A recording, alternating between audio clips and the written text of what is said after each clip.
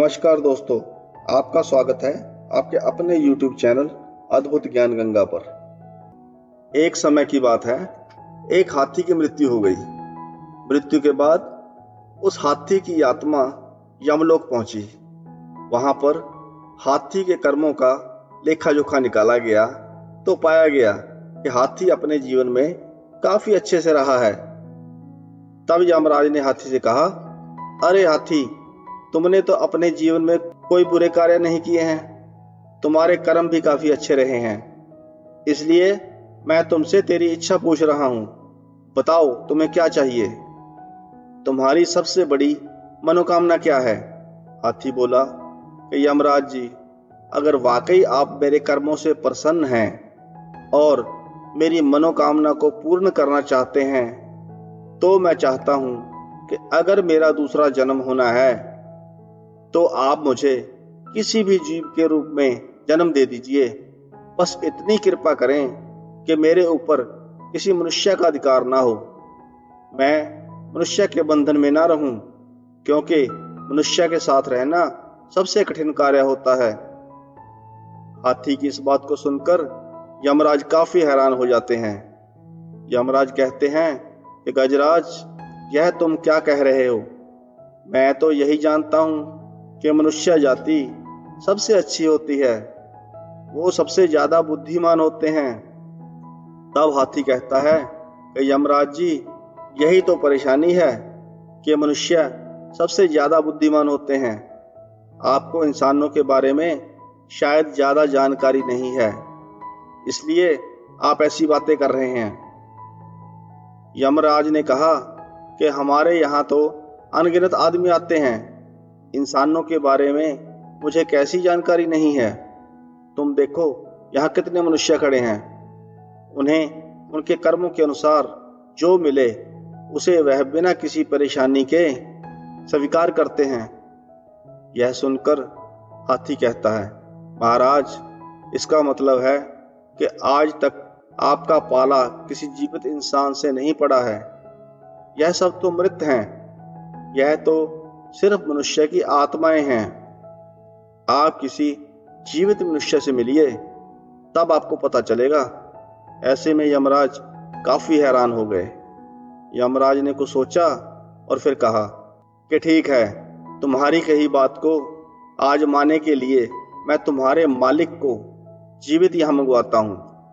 अगर तुम्हारी बात सत्य निकली तो तुम जो कहोगे मैं वैसा ही करूंगा, लेकिन अगर तुम्हारी बात गलत साबित हुई तो तुम्हें वापस जाकर उसी मालिक के पास रहना होगा जहां तुम पहले थे। हाथी ने यमराज की शर्त मंजूर कर ली। यमराज को भी हाथी की बातें काफी दिलचस्प लगी और वो किसी जीवित मनुष्य से मिलकर उसके बारे में जानने के लिए उत्सुक हो गए। उन्होंने यमदूतों को आदेश दिया कि जाओ और इस हाथी के मालिक हरिलाल को जीवित लेकर आओ। यमराज की आज्ञा मानकर 4 यमदूत हाथी के मालिक को लेने धरती पर पहुंच गए, लेकिन अब उनके सामने परेशानी यह थी कि जीवित मनुष्य को यमराज के पास लेकर जाएं तो जाएं कैसे। इसलिए वो लोग उसके सोने का इंतजार करने लगे। जब हाथी का मालिक पलंग पर सो गया तो उन यमदूतों ने पलंग सहित उसे उठा लिया। उसे लेकर वह यमलोक की तरफ उड़ चले।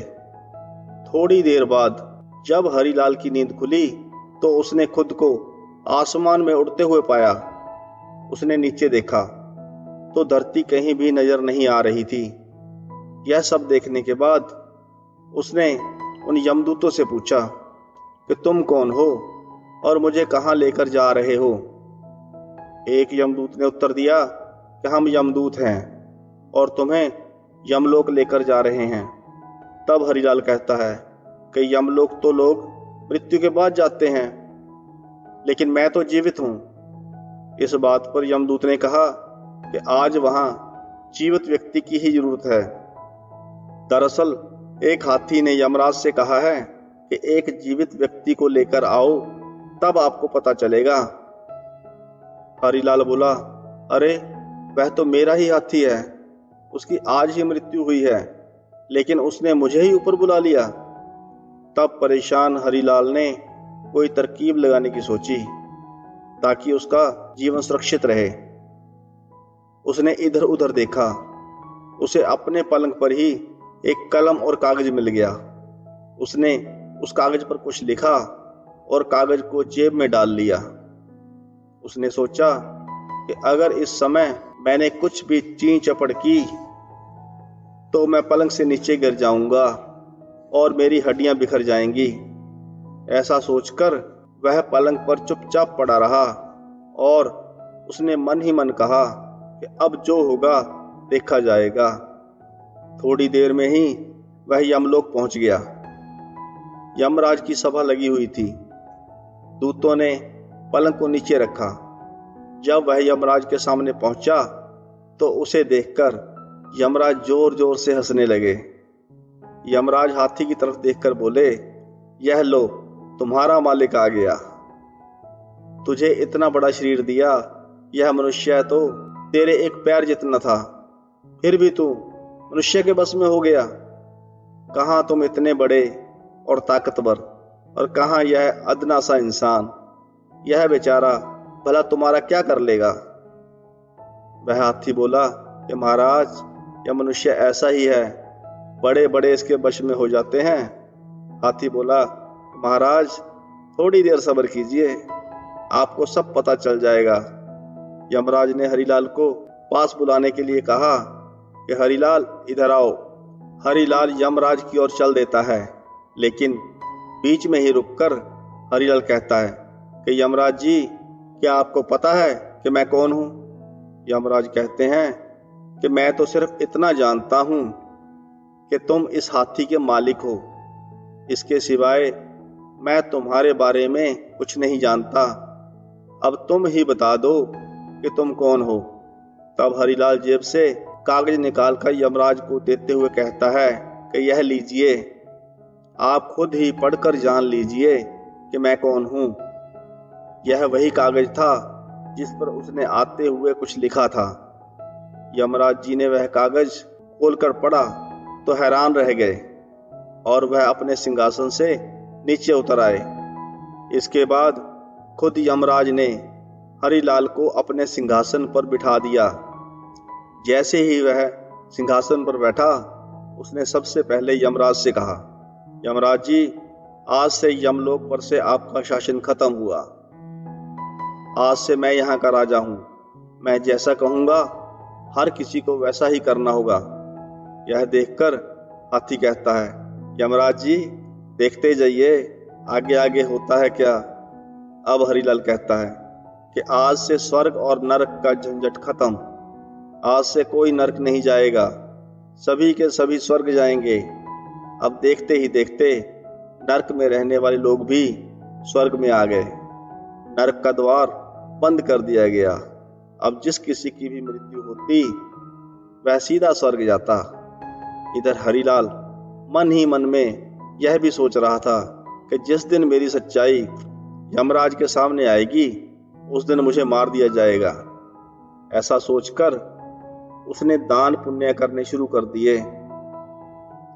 उसने चित्रगुप्त से कहा कि यहाँ जितने भी प्राणी हैं उन सब का हिसाब किताब करके मुझे बताओ कि किसने कितने अच्छे कर्म और किसने कितने बुरे कर्म किए हैं। चित्रगुप्त ने सबके कर्मों के बारे में बताने के बाद हरिलाल को यह भी बता दिया कि कर्मों के अनुसार किसको कौन सी सजा मिलनी है। तब हरिलाल ने चित्रगुप्त से कहा, इन सब की सजा माफ कर दो, किसी को कोई सजा नहीं होनी चाहिए। चित्रगुप्त यह सुनकर हैरान हो गया।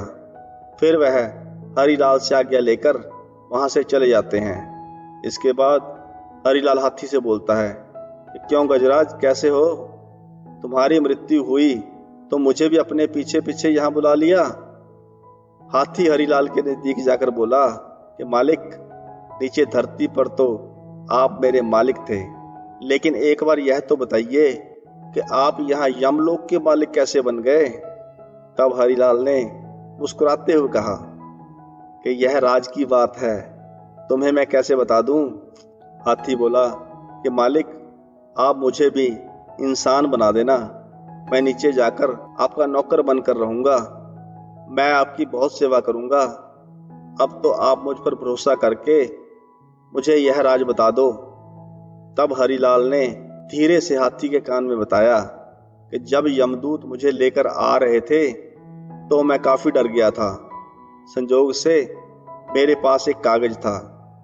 मैंने उस कागज पर लिख दिया कि यमराज, धरती से जो मनुष्य आपके पास आ रहा है उसे अपना सिंहासन दे देना। और उसके नीचे मैंने भगवान विष्णु के हस्ताक्षर कर दिए। अब तो हाथी इंसानों की बुद्धिमानी से और भी ज्यादा हैरान हो गया। हाथी ने हरिलाल से चापलूसी करते हुए कहा कि मालिक, कृपा करके मुझे इंसान ही बनाना। मैं आपका नौकर बनकर रहूंगा।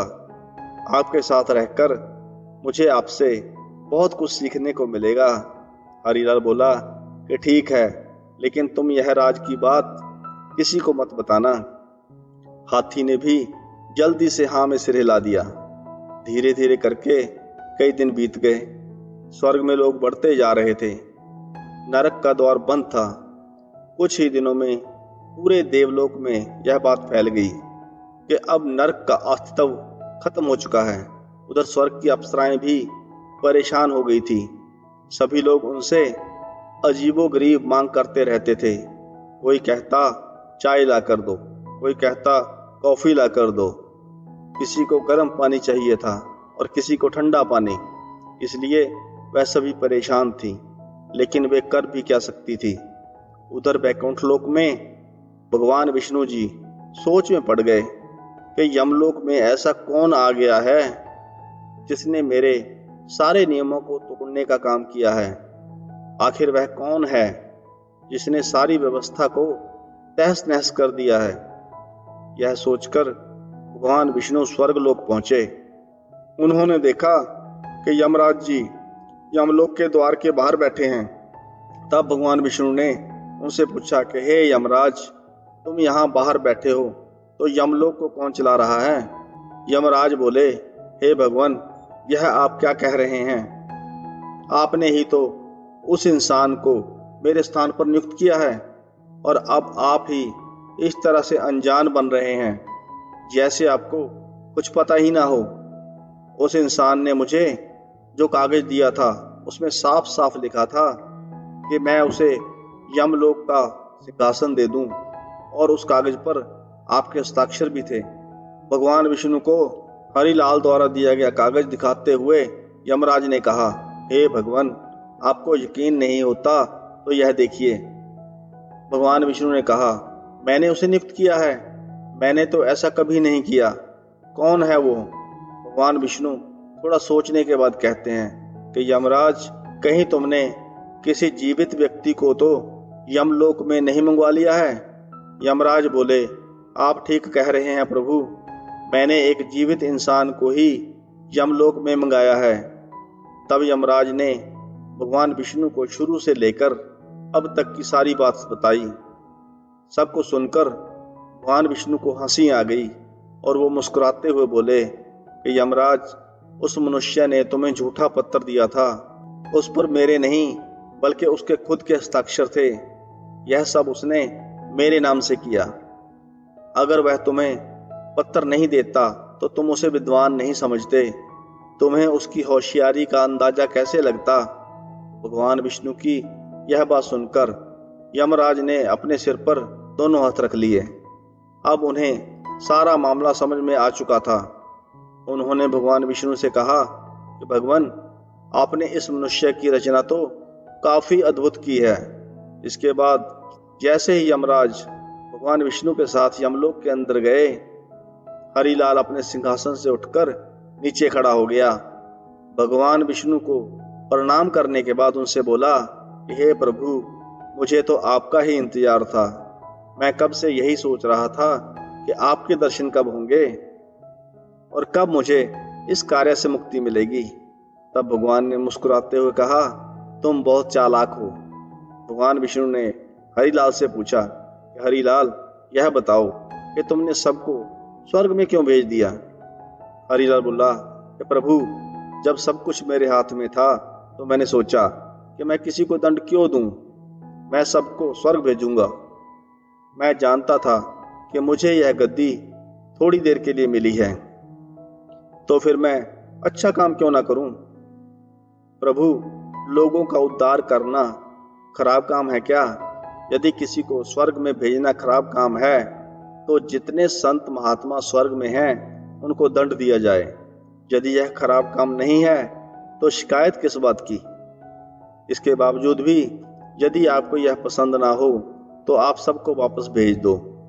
हरिलाल की यह सब बातें सुनकर भगवान विष्णु यमराज की ओर देखकर बोले कि देखो यमराज, जीवित व्यक्ति को यमलोक बुलाने का क्या परिणाम हुआ। जब इसे लगा कि मैं इसे दंड देने वाला हूं तो यह मुझे खुश करने में लग गया। यमराज बोले कि मैं मान गया प्रभु। किसी भी इंसान को समझना किसी के लिए आसान नहीं है। हाथी वहां खड़ा सब देख रहा था। वह बोला कि यमराज जी, आपने मुझसे पूछा था कि मैं आदमी के वश में कैसे हो गया। अब तो आप भी अच्छी तरह से समझ गए होंगे। यह आदमी बड़ा विचित्र है महाराज। यह चाहे तो बड़ी से बड़ी उथल पुथल कर दे। यह तो खुद ही मुंह में आकर संसार में फंस गया। यमराज ने उस हाथी से कहा कि गजराज, तुम शर्त जीत गए। मैं अब तक यही समझता था कि हम देवताओं से समझदार और कोई नहीं है, परंतु मैं गलत था। आज तुम्हारी वजह से मेरे सारे भ्रम दूर हो गए हैं। अब चूंकि हाथी यमराज से शर्त जीत चुका था, ऐसे में उसने यमराज से कहा कि यमराज जी, आप मुझे भी मनुष्य बना दें। यमराज ने उसकी शर्त मान ली। हरिलाल को वापस धरती पर भेज दिया गया, लेकिन धरती पर भेजने से पहले यमलोक की सारी बातें उसके दिमाग से निकाल दी। अब हरिलाल को यमलोक की कोई भी बात याद नहीं थी। वह फिर से पहले की तरह आम जिंदगी जीने लगा। दोस्तों, इस कहानी से हमें यही सीख मिलती है कि इंसान को हर हाल में अपनी बुद्धि का इस्तेमाल करना चाहिए। अगर वह चाहे तो हरिलाल की तरह अपनी बुद्धि का प्रयोग करते हुए किसी भी मुसीबत का सामना आसानी से कर सकता है। अगर आपको यह कहानी अच्छी लगी हो तो वीडियो को लाइक करें, चैनल को सब्सक्राइब करें। कहानी को अंत तक सुनने के लिए आपका धन्यवाद।